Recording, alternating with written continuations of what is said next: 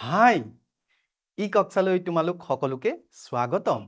মই শ্ৰী পুণ্যব্ৰত বৰদলৈ আজি এটি নতুন পাঠ লৈ তোমালোকৰ মাজলৈ আহিছো অংকুৰণ পাঠ্যপুথিখনৰ দ্বাদশ পাঠটো লৈ তোমালোকৰ মাজলৈ আহিছো দ্বাদশ পাঠটোৰ নাম হ'ল নামৰ বেবেৰী বাং এই পাঠটোত আমি আমাৰ নামৰ লগত তাৰ অৰ্থটো নিমিলাও হ'ব পাৰে বা নাম মানুহজনে আৰু নামটোৱে নিমিলাও হ'ব পাৰে এনে ধৰণৰ এটা আমোদজনক পাঠ এই পাঠটো আমি পাইছো এই পাঠটোৰ প্ৰথম অংশ আমি আজি আলোচনা কৰিম প্ৰথম অংশৰ পাঠটোলৈ যোৱাৰ আগতে আমি এই পাঠটোতনো কি আছে অকণমান চাওঁ আহাচোন পাঠটোৰ মূলতে এটা খুহুতীয়া পাঠ এই পাঠটোত আমি নাম সম্বন্ধে নামৰ বিষয়ে আমি পাম আমাৰ মানুহৰ নাম বস্তুৰ নাম এনে ধৰণৰ নাম কেনেকৈ দিয়া হয় কি অৰ্থত নামটো দিয়া হয় সেই অৰ্থটো মিলে নে নাই বা নামৰ লগত মানুহটোৰ অৰ্থটো মিলিছে নে নাই ধৰা এজন মানুহৰ নাম সুন্দৰ বুলি দিছে কিন্তু মানুহজন সুন্দৰ হয় নে নাই সেই কথাবোৰ মিলা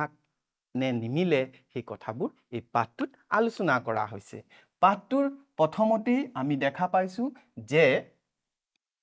কি লিখিছে মানুহ জীৱ-জন্তু গছ-গছনি সকলোৰে একোটা নাম আছে হয়নে সকলোৰে নাম আছে এইটো কলম আমি কিতাপখন হেতু কিতাপ মোবাইল ফোন এইবোৰ নাম একোটা তেনেদৰে মানুহৰো নাম থাকে মোৰ নাম পুণ্যব্ৰত বৰদলৈ তোমালোকৰ তেনেধৰণে বিভিন্ন নাম আছে নিজৰ তো মানুহ বা বস্তুৰ নাম থাকে এই কথাটো কৈছে গছ-গছনিৰ নাম থাকে জীৱ-জন্তুৰ নাম থাকে এই সকলো বস্তুৰে নাম থাকে এই কথাটো ইয়াত উল্লেখ কৰিছে প্ৰত্যেক নামৰে নিজস্ব অৰ্থ থাকে নাম অনুসৰি সেই অৰ্থ এটাও থাকে নামটোৰ এটা নিজস্ব অৰ্থ থাকে কিন্তু বাস্তৱ ক্ষেত্ৰত কেতিয়াবা নামটোৰ অৰ্থৰ লগত সেই নামধাৰী জীৱটোৰ দৈহিক মানসিক আৰু কৰ্মৰ সামঞ্জস্য নাথাকে কেতিয়াবা কি হ'ব পাৰে সেই নামটো যি নাম দিয়া হৈছে সেই নামটোৰ লগত দৈহিক বা মানসিকভাৱে নামটোৰ সামঞ্জস্য মিল নাথাকে সামঞ্জস্য মানে মিল নাথাকে সেই কথাটো কৈছে তাৰ পিছত এনে অমিল কথাই কেতিয়াবা আমাক আনন্দৰ খোৰাক যোগায় এই অমিল কথাবোৰে কেতিয়াবা আমাক কি কৰে আনন্দ প্ৰদান কৰে বুলি কৈছে মানে নামটো আমি পাঠটোত গ'লে গম পাম যে এজন মানুহৰ নাম যিটো দিছে কিন্তু সেই অনুসৰি তেওঁ স্বভাৱ বা শাৰীৰিক গঠন বা শাৰীৰিক বৈশিষ্ট্য তেওঁ নিমিলে সেই কথাটো আমি গম পাম এই উপাদানক মূলধন হিচাপে লৈ সাহিত্যাচাৰ্য অতুল চন্দ্ৰ হাজৰিকাই ৰচনা কৰা এই ব্যংগাত্মক ৰচনাৰ সোৱাদ এই পাঠটিত পাবা মই কৈছো নহয় এইটো এটা খুহুতীয়া পাঠ এই ৰচনা সাহিত্যাচাৰ্য অতুল চন্দ্ৰ হাজৰিকা দেৱে লিখিছে তেওঁ নামৰ লগত সংগতি ৰাখি কথাবোৰ আগুৱাই নিছে পাঠটো বৰ আমোদজনকভাৱে আমাৰ ওচৰত উপস্থাপন কৰিছে চাওঁ আহাচোন পাঠটোতনো কি আছে মাক বাপেকে কি কৰিলে মৰমতে কণা ল'ৰাটোৰ নাম পদ্মলোচন ৰাখিলে এই কণা ল'ৰাটোৰ নামটো কি ৰাখিলে কণা এটা ল'ৰা জন্ম হ'ল মাক বাপেকৰ তাৰ নামটো কি ৰাখিলে পদ্মলোচন পদ্ম মানে পদুম আৰু লোচন মানে চকু কথাটো হ'ল মৰমতে ৰাখিছে ল'ৰাটোৰ নাম পদ্মলোচন কিন্তু ল'ৰাটো কণা চকুৰে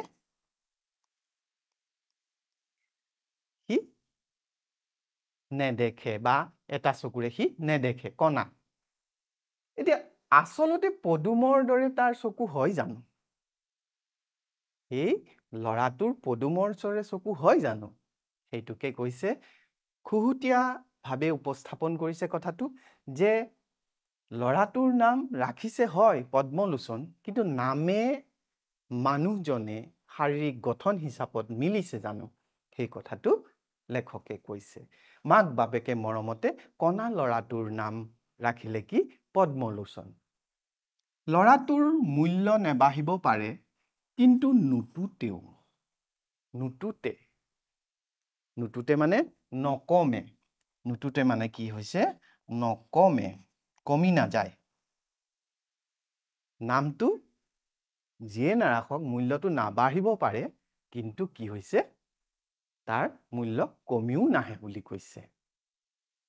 পিছে হাউদৰ পুতেকৰ নাম যদি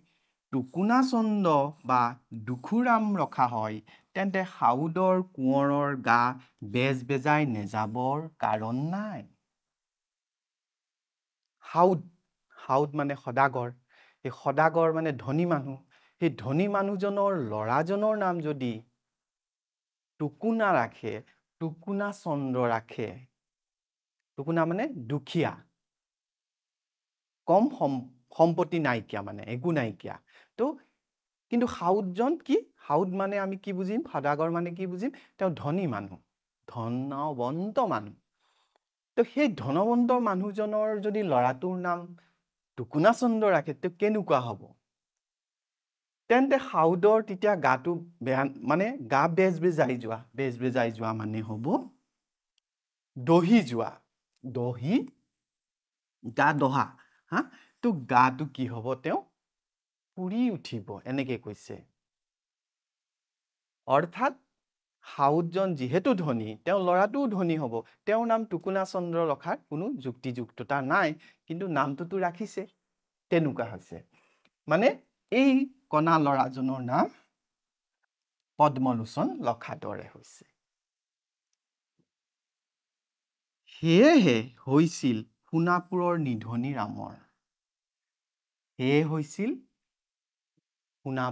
নিধনী ৰামৰ কথাটো নিধনী মানে ধনী নহয় তেওঁ আচলতে ধনী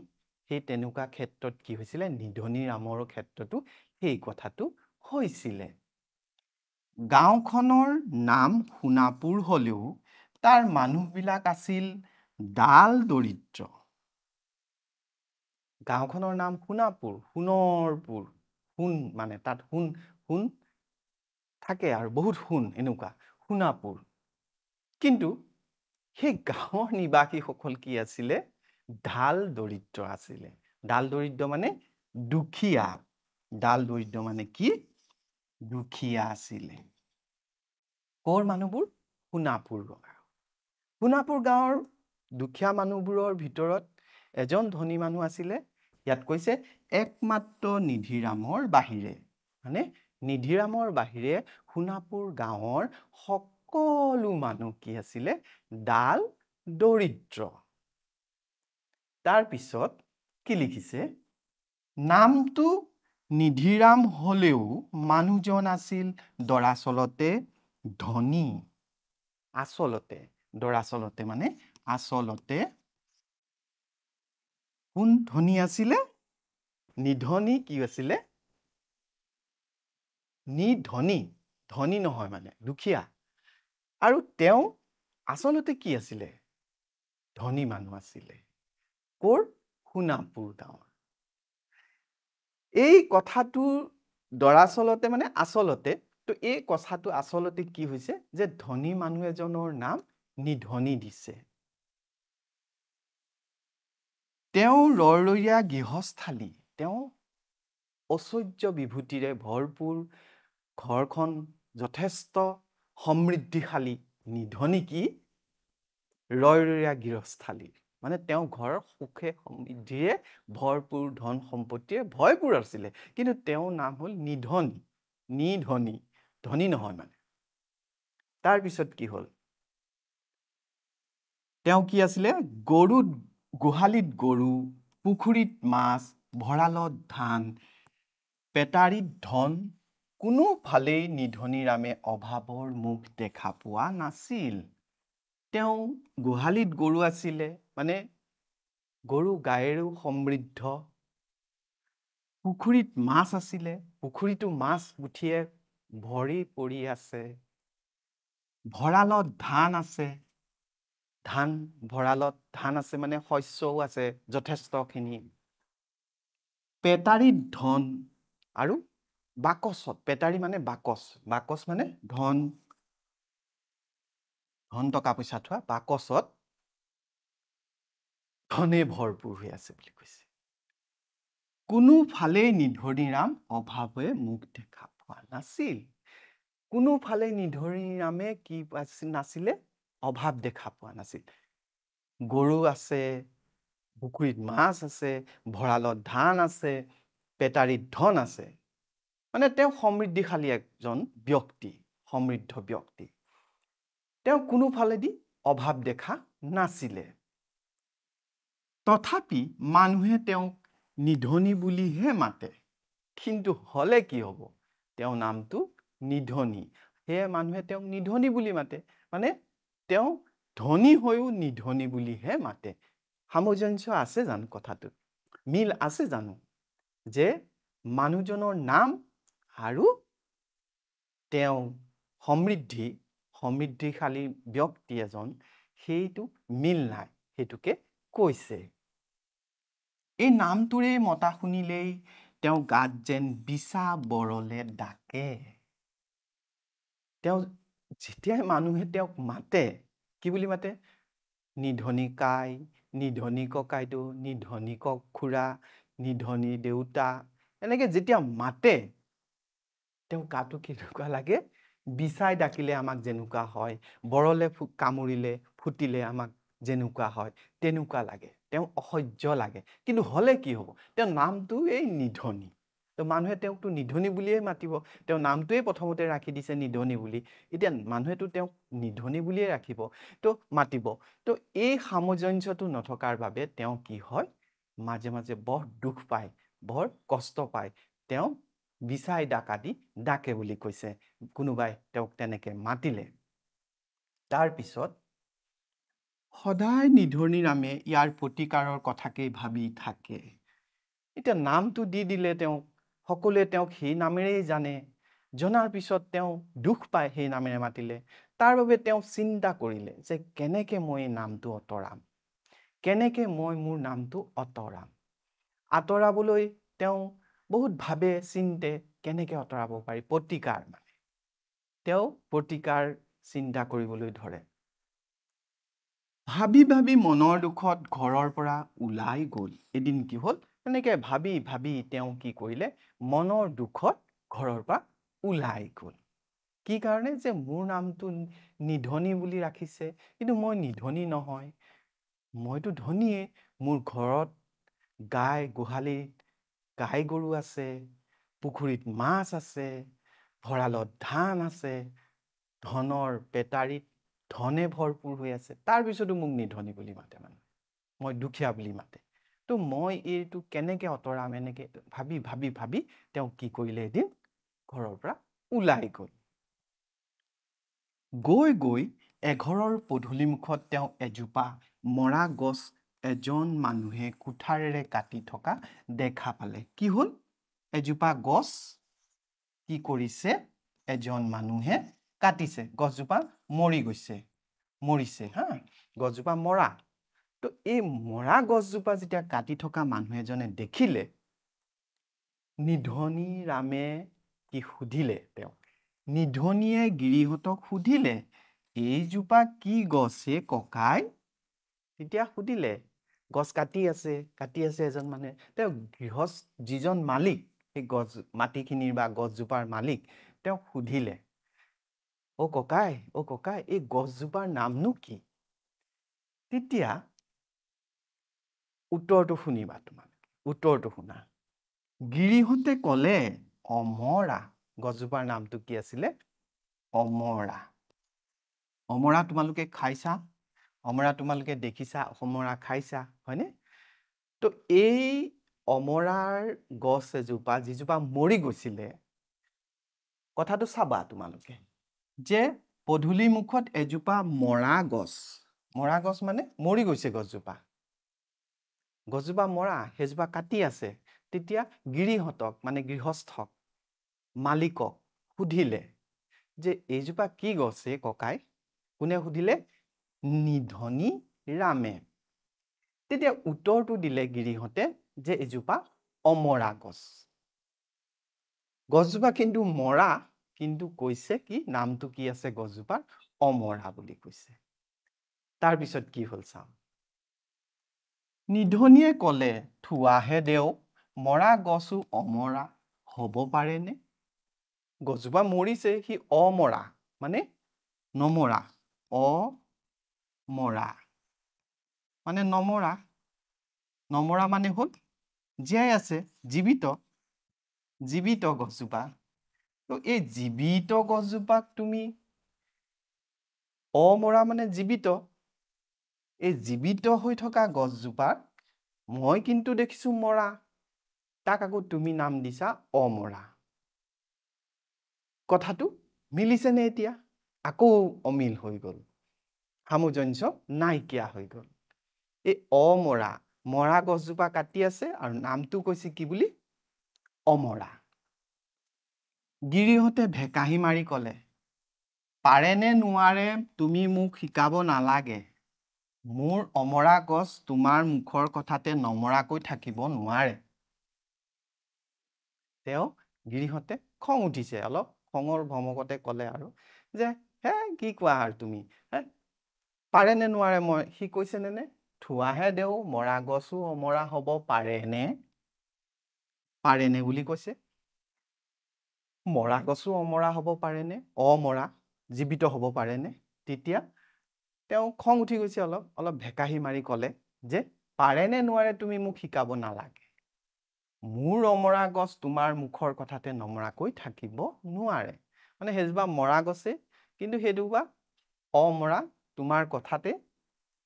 নমৰাকৈ থাকিব নোৱাৰে বুলি কৈছে ইয়াতো সামঞ্জস্য নাই মিল নাই দুইটাৰে নামৰ আৰু মানে কথাৰ মিল দেখা পোৱা গৈছে জানো নাই পোৱা তাৰ পিছত আমি গোটেই পাঠটোত প্ৰথম অংশৰ যি পঢ়িলো সেই প্ৰথম অংশৰ লগত জড়িত কেইটামান মূল্যায়ন কৰো আহাচোন প্ৰথম প্ৰশ্নটো আছে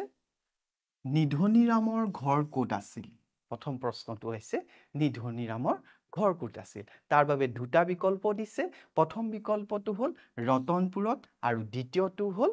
সোণাপুৰত আমি পাইছো পাঠটোৰ প্ৰথম অংশত যে নিধনিৰামৰ ঘৰ সোণাপুৰত আছিল তে প্ৰথম প্ৰশ্নটোৰ উত্তৰ হ'ব সোণাপুৰত আমি উত্তৰটো লিখিম নিধনি ৰামৰ ঘৰ সোণাপুৰত আছিল প্ৰথম প্ৰশ্নটোৰ উত্তৰ হ'ব আমাৰ নিধনিৰামৰ ঘৰ সোণাপুৰত আছিল 2 নম্বৰ প্ৰশ্নটো কি আছে চাওঁ আহাচোন 2 নম্বৰ প্ৰশ্নটো আছে মানুহজনে কাটি থকা গছজোপাৰ নাম কি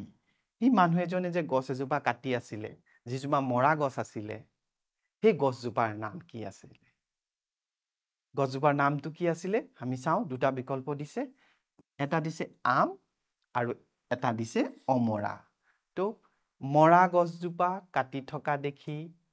যেতিয়া নিধনিৰামে সুধিলে যে ককাই গছজোপাৰ নামনো কি তেতিয়া মানুহজনে কি বুলি কৈছিলে অমৰা তো উত্তৰটো হ'ব অমৰা গছ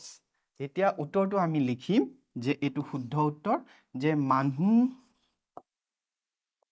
মানুহজনে কাটি থকা গছজোপাৰ নাম অমৰা আছিল বুলিও লিখিব পাৰিম আৰু বা অমৰা এনেকে লিখিব পাৰিম নাম কি আছিল যে মানুহজনে কাটি থকা গছজোপাৰ নাম অমৰা আছিল এনেকে আমি উত্তৰটো লিখিব পাৰোঁ। মৰ্ম ছাত্ৰ ছাত্ৰীসকল, আজি আমি প্ৰথম খণ্ডটো এই পাঠটোৰ আজিলৈ ইমানতে অন্ত কৰিছোঁ। দ্বিতীয় খণ্ডত আকৌ লগ পাম তোমালোকক। ধন্যবাদ।